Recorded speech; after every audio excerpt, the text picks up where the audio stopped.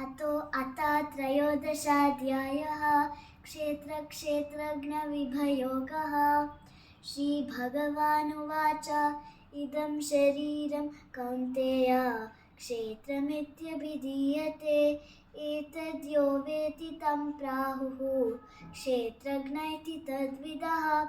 क्षेत्रज्ञं चापि मां विद्धि सर्वक्षेत्रेषु भारत। क्षेत्रक्षेत्रज्ञयोर्ज्ञानं यत्तज्ज्ञानं मतं मम।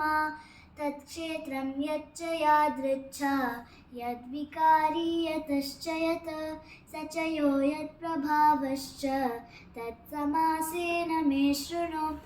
ऋषिर्भिर्बहुधा गीतं छन्दोभिर्विधैः पृथक् ब्रह्मसूत्रपदैश्चैव हेतुमद्भिर्विनिश्चितैः। महाभूतान्यहङ्कारो बुद्धिरव्यक्तमेव च इन्द्रियाणि दशैकं च पञ्चचेन्द्रियगोचराः। इच्छा द्वेषः सुखं दुःखं सङ्घातश्चेतना धृतिः। एतत् क्षेत्रं समासेन सविकारमुदाहृतम्। अमानित्वमदम्भित्वम् अहिंसा क्षान्तिरार्जवम् आचार्योपासनं शौचं स्थैर्यमात्मविनिग्रहः।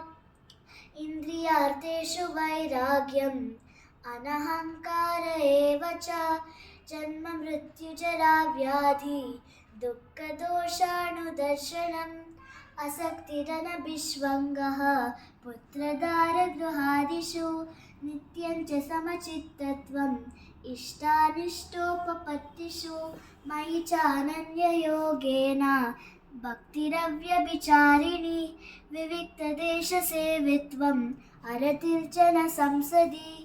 Thank you.